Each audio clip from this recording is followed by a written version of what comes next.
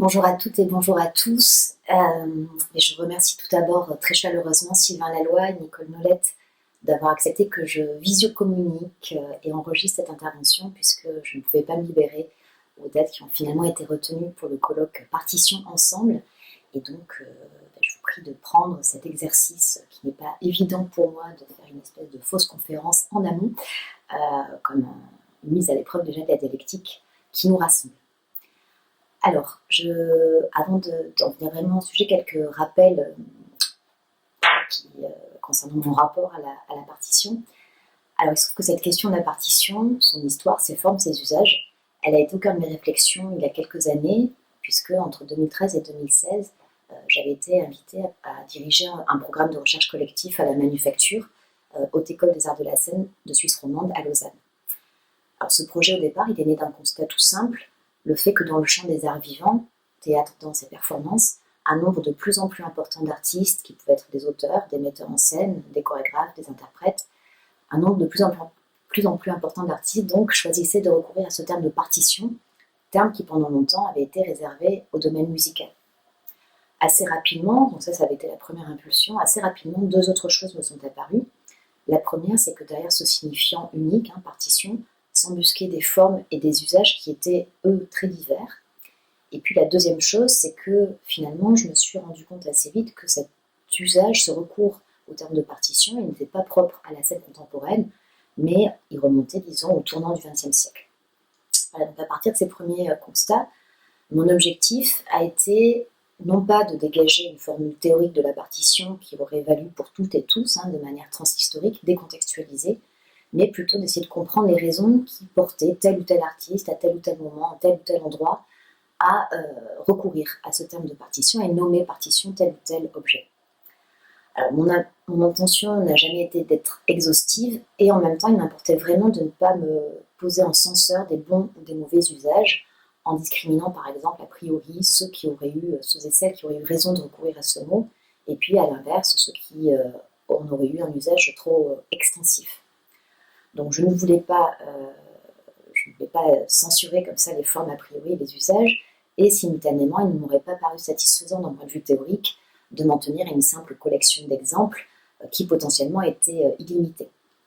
Donc tout au long du projet de recherche que j'ai mené entre 2013 et 2016, j'ai essayé comme ça de naviguer entre un double regard, à la fois centripète et centrifuge, c'est-à-dire que j'essayais de me rendre aussi bien attentive à des enjeux communs, des récurrences, que de l'autre côté à des singularités.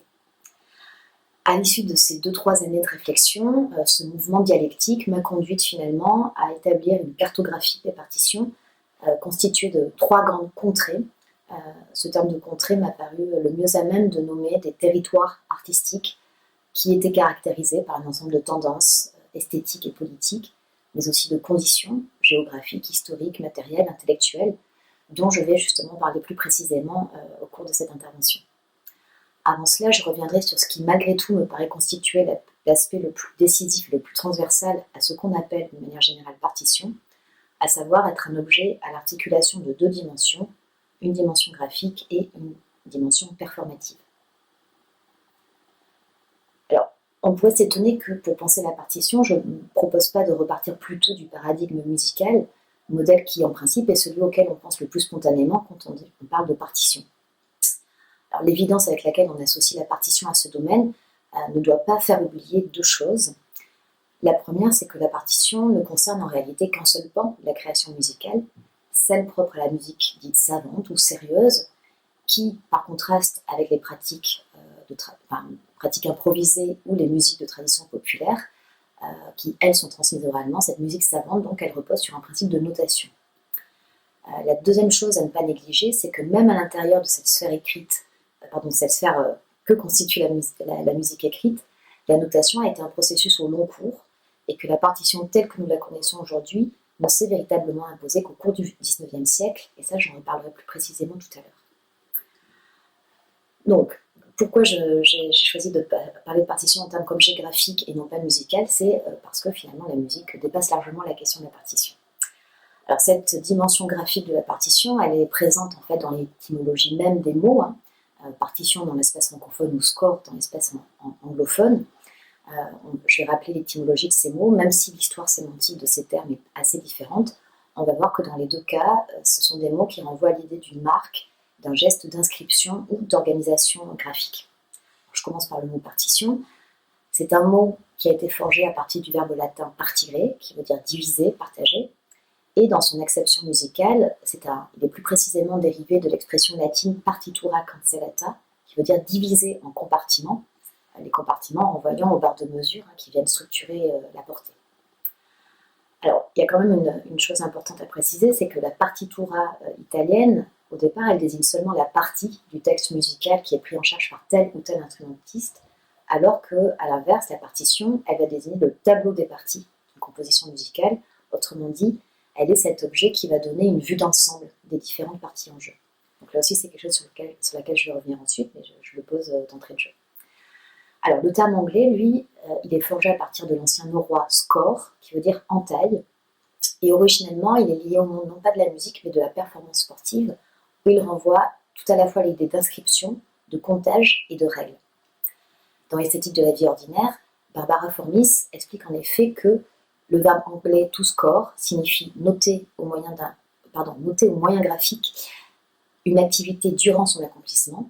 C'est ainsi dans le cricket, par exemple, c'est le devoir d'une personne spécifique, le scoreur, de noter les points de chaque équipe. Le scoring, entendu comme substantif, est quant à lui le résultat final de la notation graphique, et il est indiqué au moyen d'un chiffrage représentant le nombre de buts obtenus, au moyen, par exemple, dans le tableau. Fin de la citation. Donc d'un côté, on a le terme français partition qui renvoie à un geste de composition plus ou moins complexe, mais qui est toujours le fruit d'une élaboration réfléchie, et de l'autre, le terme score qui, lui, renvoie à un geste instantané, dont la fonction est de sanctionner l'efficacité d'une action sans autre considération. Et ça, c'est assez important puisque l'idée de beauté n'entre pas en considération. Un beau geste ou une belle action ne permet pas forcément de marquer un point, et inversement. Alors cette relative indifférence par rapport aux questions esthétiques explique sans doute du même coup qu'on a préféré ce terme de score, souvent, même dans l'espace francophone, dès qu'il s'agit de mettre en jeu des partitions dans le champ de la performance ou de la danse contemporaine. On peut supposer en effet que les connotations savantes, musicales du terme de partition paraissaient peut-être trop décalées par rapport à ce tournant performatif compris des arts vivants depuis 15-20 ans. Pour ma part, je préfère le terme de partition, précisément parce qu'il a un avantage sémantique et théorique important et qui est encore une fois celui qui nous occupe au sein de ce colloque, c'est de poser la question symbolique et politique de la division, de la répartition et du partage.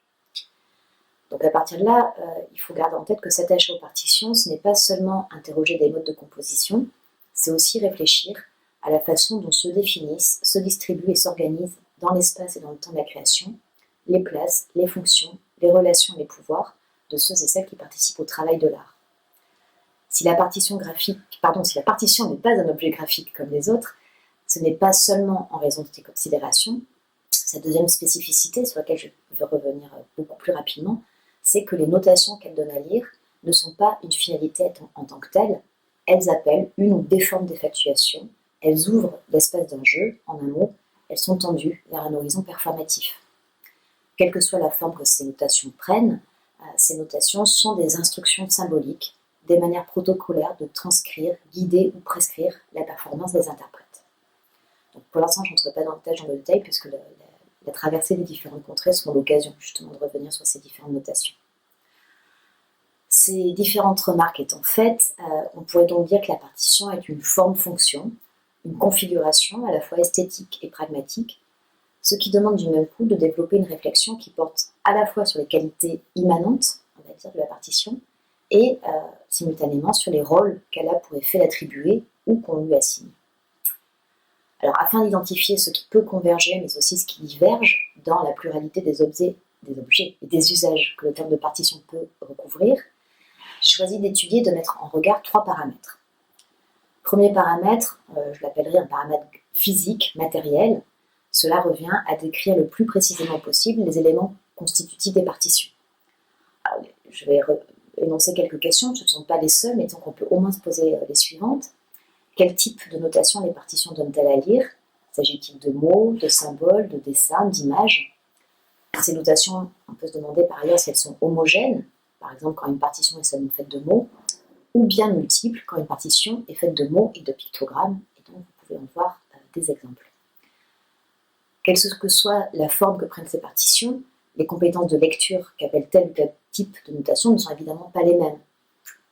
Dans tous les cas, il faut donc se demander si nos notations sont simples ou au contraire si elles sont complexes à déchiffrer. On peut se demander si elles demandent un apprentissage spécifique et si oui, en quoi consiste cet apprentissage. Et enfin, on peut se demander si leur interprétation est ouverte ou au contraire fermée. Enfin, il faut interroger aussi le support via lequel les partitions sont transmises. Est-ce que c'est un livre, un livret, des feuilles volantes, des projections, des fichiers informatiques, sachant que selon le médium élu, les partitions auront tendance à être stables, définies une fois pour toutes, ou au contraire, elles pourraient être sujettes à variation. Et là aussi, j'en ai parlé tout à l'heure. Donc ça, c'était pour le premier ensemble de critères permettant d'étudier les partitions. Le deuxième paramètre à prendre en considération, c'est un paramètre temporel, et cela revient à se demander à quel moment du processus de création les partitions sont élaborées. Alors, si c'est en amont de la création, la fonction de la partition sera de prescrire, du moins de configurer une performance à venir. Si c'est en aval, sa fonction sera plutôt de transcrire une performance qui a déjà eu lieu et d'en garder une trace, avec du même coup la possibilité de la remettre en circulation, de la remettre en jeu. Et puis, si c'est au cours du processus de création, sa fonction sera plutôt de guider, accompagner, éventuellement documenter les différentes étapes de la performance. Donc c'est les trois grands moments, en avant, pendant ou en aval. Alors ce deuxième paramètre, il est indissociable du premier, puisque une partition qui a plutôt vocation à conserver la mémoire d'une œuvre de sorte à ce qu'elle puisse être mise en jeu, aura tout intérêt à être établie avec des notations pouvant être lues par le plus grand nombre, donc une convention partagée. A l'inverse, une partition de travail à usage interne pourrait être constituée de notations beaucoup plus parcellaires et idiosyncratiques. La seule chose qui importe dans ce cas, c'est que ceux et celles qui participent au processus de travail puissent les comprendre. Ça, c'était pour le deuxième ensemble de paramètres. Troisième paramètre à prendre en considération, c'est le fameux paramètre d'ordre symbolique, puisqu'il s'agit de se demander, d'une part, par qui la partition est établie. Est-ce que c'est une instance unique? Par exemple, est-ce que c'est l'auteur? Est-ce que c'est le metteur en scène, le chorégraphe, l'interprète? Est-ce que c'est un notateur extérieur? Ou bien, à l'inverse, est-ce qu'elle est établie collectivement? Et puis, l'autre question qu'on peut se demander, c'est de quelle façon cette partition va définir les rôles et organiser les rapports de ces différentes instances engagées dans le processus de création. Voilà, donc on a tout un ensemble de questions, je passe un peu vite, mais voilà, ça donne déjà quelques repères. Et ça permet donc simultanément de s'attacher aux formes concrètes que prennent les partitions, à leur modalité de production et aux fonctions théoriques et pratiques, poétiques, symboliques qui leur sont attachées. Donc c'est en travaillant à partir de ces différents types de questions qu'au bout du compte, j'ai distingué trois grandes contrées partitionnelles que dans l'ouvrage Partition, objets et concepts des pratiques scéniques, qui est le fruit du travail à la fois individuel et collectif que j'avais mené à Lausanne. Donc ces trois grandes contrées, je les ai respectivement nommées partition modèle, partition instruction, partition matrice. Je vais revenir sur chacune d'elles, mais je fais une dernière précision. C'est que le substantif que j'ai choisi d'associer à chaque fois au terme de partition, modèle, instruction, matrice, c'était pour moi une manière de qualifier ce que, à la suite de François Hartog, on pourrait appeler le régime de fonctionnement spécifique de ces partitions. C'est dans un ouvrage intitulé Régime d'historicité, présentisme et expérience du temps que Hartog explique qu'il a préféré le terme de régime à celui de forme d'historicité, parce que ce mot renvoie au régime alimentaire, au régime politique, au régime des vents ou encore au régime d'un auteur.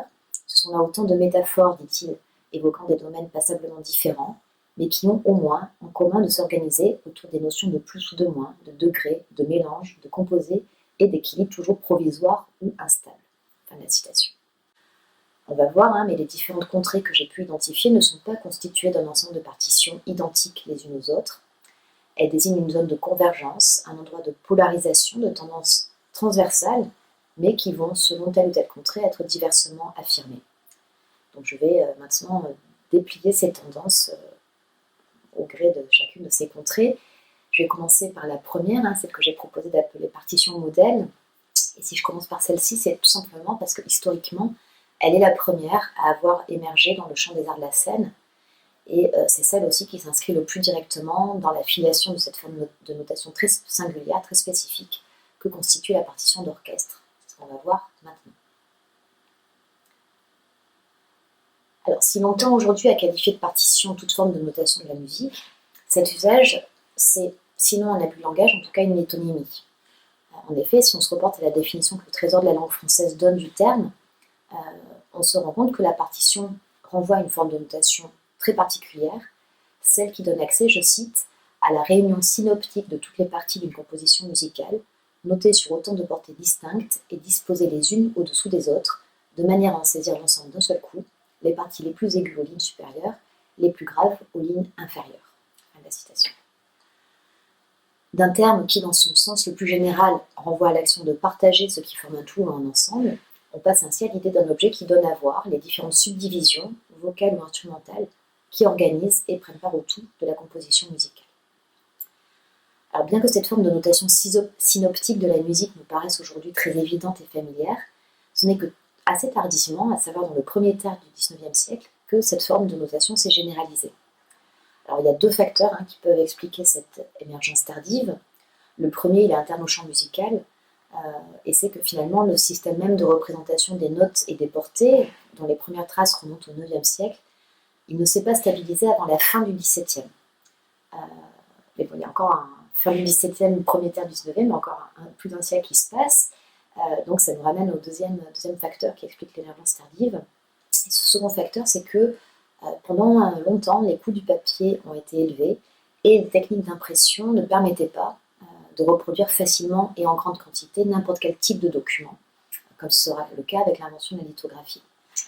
Et donc, tant qu'on a été dans ce régime, on va dire, matériel, les compositeurs s'en remettaient essentiellement à la mémoire et au savoir-faire des musiciens. Et ils s'en tenaient, du coup, dans les partitions qu'ils établissaient le plus souvent en parties séparées, les fameuses partitura, ils s'en tenaient à la plus grande économie. En gros, ils indiquaient très très peu de choses en dehors des notes.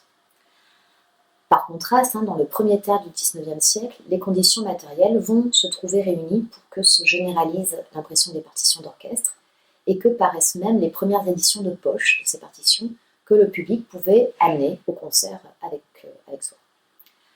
Comme l'explique Rémi Campos, on peut vraiment parler d'un tournant graphocentrique qui va réorganiser de fond en comble le champ artistique et social de la musique et, par extension et influence, celui du théâtre. Alors je parle d'abord de la musique et puis on dira des conséquences analogiques pour le théâtre. Alors, la première conséquence cruciale de cette nouvelle place faite à la composition imprimée, c'est qu'elle vient découpler la musique de sa mise en jeu. La musique devient une idée, une abstraction qui peut exister sur le papier indépendamment de son exécution, ce qui, quand on y réfléchit bien, est assez étrange. Alors que la musique était jusque-là prioritairement conçue comme un discours, elle était destinée à être incarnée dans du son, écoutée lors d'une performance, elle devient un texte qu'on peut lire, appréhender indépendamment de son énonciation par les musiciens. Alors, le fait que la musique devienne un art lisible et non plus seulement audible va avoir simultanément pour conséquence de faire de la partition un objet d'analyse, aussi bien pour les spécialistes, et la naissance de ce qu'on va appeler la musicologie, elle est exactement contemporaine de l'édition des partitions d'orchestre, donc aussi bien pour les spécialistes que pour les auditeurs amateurs, puisqu'ils vont pouvoir, je commençais à dire tout à l'heure, ils vont prendre l'habitude de venir au concert partition en main. Alors, à la différence de l'écoute, qui engage une saisie globale et instantanée de la musique, l'accès à la partition permet de s'attacher au ralenti, aux moindres détails de la composition, ce qui, comme le note Rémi Campos, a pour corollaire de faire apparaître, mais aussi d'encourager les effets d'écriture, puisqu'il y avait des effets qui étaient parfaitement insoupçonnables à l'audition, qu'on va pouvoir repérer à partir du moment où on lit la partition. Autre conséquence, du coup, c'est que parallèlement à l'établissement de la juridiction concernant la propriété intellectuelle et les droits d'auteur, qui se met en place, qui s'engage dès la fin du XVIIIe siècle, l'édition des partitions d'orchestre va contribuer de manière décisive à l'affirmation de la figure de l'auteur-compositeur, qui devient le dépositaire d'un style qu'il cultive et dont les critiques et les pédagogues s'appliquent à analyser la singularité et les évolutions. Donc encore une fois, c'est parce que la musique devient lisible que le compositeur devient l'unique auteur et la figure principale qui retient les attentions. Et c'est exactement pour les mêmes raisons que dès le milieu des années 1920, Meyerhold défendra l'idée que si l'on veut faire du théâtre un véritable art, et même une science, la théâtralogie, théatrologie, alors pour lui, il est indispensable de constituer un répertoire de partitions de mise en scène. On s'y emploiera laborieusement, ça ne durera pas, mais en tout cas le fantasme est intéressant. Dernière conséquence de ce tournant graphocentrique et de cette nouvelle attention portée au texte musical, c'est donc qu'elle va instituer le compositeur comme l'unique signataire de l'œuvre, et même complètement changer la notion d'œuvre. Sous l'Ancien Régime, l'autorité musicale pouvait s'exercer, l'autorité pouvant s'exercer sur les objets artistiques, elle était distribuée dans l'ensemble du corps musical. Les compositeurs, les instrumentistes, mais aussi les critiques, les copistes, tous pouvaient participer à l'établissement de la partition finale, ce qui aujourd'hui nous paraît curieux, mais en tout cas c'était le cas. Et en fait, jusqu'au milieu du XIXe siècle, le texte musical était tenu pour un objet ouvert, sur lequel toutes sortes d'interventions étaient possibles, voire indispensables, et souvent les critiques musicaux ont fait améliorer la partition de l'auteur. Donc la partition, elle continue à être considérée comme un état transitoire de l'œuvre, même si elle avait été imprimée. Dans la seconde moitié du XIXe siècle, en revanche, avec l'édition et la diffusion toujours grandissante des partitions synoptiques, on va avoir un effet de production de l'œuvre, là où, auparavant, les parties séparées permettaient seulement de jouer ensemble. Conclusion de cette première partie, d'un régime de production de la musique où les partitions étaient conçues comme des objets instables, devant s'ajuster aux situations d'énonciation, à savoir la performance du concert, on passe ainsi à un régime où ce sont au contraire les conditions de la performance qui s'alignent sur un texte quant à lui considéré comme immuable. Donc on a vraiment une inversion des rapports entre écriture et mise en jeu, qui va avoir pour très directe conséquence de reléguer les musiciens au rang de médiateurs subalternes qui n'ont plus de marge d'improvisation ou de création. Ils doivent se soumettre à l'autorité absolue de l'œuvre telle qu'elle a été écrite par le compositeur. Et quand les compositeurs ne sont pas directement là pour vérifier que leur œuvre est bien jouée telle qu'ils l'ont écrite, c'est au chef d'orchestre à qui revient la charge de veiller, partition sous les yeux et baguette en main, à ce que le texte musical soit respecté à la lettre. Alors une fois qu'on a tout cela en tête, le fait que les metteurs en scène modernes soient volontiers définis dans les premières décennies du XXe siècle comme chefs d'orchestre de la représentation, comparaison, je l'ai dit, qui a pu conduire un certain nombre d'entre eux à développer des partitions de mise en scène, c'est le cas de Meyerhold, on peut aussi penser à Stanislavski, à Kandinsky, à Appia. Donc d'un côté, il y a les metteurs en scène qui se définissent comme chefs d'orchestre de représentation, de l'autre, il y a des metteurs en scène, mais aussi des auteurs qui qualifient leur texte de partition. Toutes ces analogies, elles deviennent potentiellement lourdes de conséquences pour l'organisation pratique et symbolique de la création théâtrale. Ça redistribue complètement les fonctions et les pouvoirs. Et en fait, par-delà l'influence esthétique globale que peut exercer le modèle musical sur les arts, la musique a été érigée au rang d'art idéal dès l'époque romantique, mais cette influence, cette fascination, cet attrait en tout cas que le modèle musical peut exercer sur les arts de la scène, il me semble que c'est précisément dans cette capacité qu'il a à modéliser l'interprétation d'une œuvre de manière rigoureuse via l'établissement d'une partition qui à la fois détermine le rôle propre à chacun, qui indique ce qui doit être fait, qui dit comment ça doit être fait, et qui, en plus, coordonne l'ensemble des parties dans la durée. Et donc, si j'ai proposé d'appeler cette première contrée partition modèle, c'est précisément parce que, en plus de réunir des partitions qui s'inspirent peu ou prou du modèle de notation musicale, c'est une contrée qui, justement, est sous-tendue par l'idée que la partition va définir l'identité modèle, idéale, prototypique de l'œuvre. Elle est ce qui la définit, ce qui permet d'en conserver la mémoire, indépendamment des actualisations, des interprétations multiples, éphémères, auxquelles cette partition peut donner lieu. Alors, de manière synthétique, je dirais que ces partitions modèles, elles ont trois principales caractéristiques. En premier lieu, ce sont des partitions qui, à l'instar de la partition d'orchestre, visent à structurer et coordonner avec le plus de précision possible les différents mouvements, les différents langages amenés à se déployer de manière successive ou simultanée dans le déroulé temporel de la représentation. La partition, alors, a affaire avec la notion de partage au double sens du terme. C'est à la fois l'horizon commun aux différents interprètes qui prennent part à la création de l'œuvre, et simultanément, c'est ce qui va distribuer strictement les fonctions propres à chacun et organiser leurs relations. Ça, c'était la première caractéristique. Deuxième caractéristique, c'est que ces partitions, comme c'est le propre de la notation musicale, ont l'ambition de développer des principes de représentation graphique qui vont guider, si ce n'est contrôler, la mise en jeu sonore, visuelle, spatiale de l'écriture. Et quel que soit le degré de sophistication de ces notations, cryptiques ou plus accessibles, elles exigent de la part des interprètes, metteurs en scène ou acteurs, un effort de déchiffrage. Troisième et dernière caractéristique de cette contrée, les partitions modèles, c'est que quel que soit le moment de production de la partition, généralement c'est en amont de la performance, puisque la partition va permettre justement de concevoir l'œuvre et puis de guider son exécution, mais elle peut aussi exister à l'issue du travail scénique, c'était le cas chez Meyerhold. Donc la fonction de cette partition la fonction de cette partition, c'est de fixer la mémoire dans le deuxième cas, mais ces partitions modèles, elles ont pour caractéristique commune de témoigner d'un intérêt marqué pour les questions de la composition et de ses renouvellements formels. Alors que cette composition soit harmonieuse ou dissonante, qu'elle soit continue ou discontinue, c'est un idéal esthétique qui doit transcender les volontés particulières, qui vient transcender les logiques, les envies individuelles, et qui requiert de l'ensemble de ceux et celles qui prêtent part à la création la plus grande exigence et souvent la plus grande humilité vis-à-vis de l'autorité de l'écriture.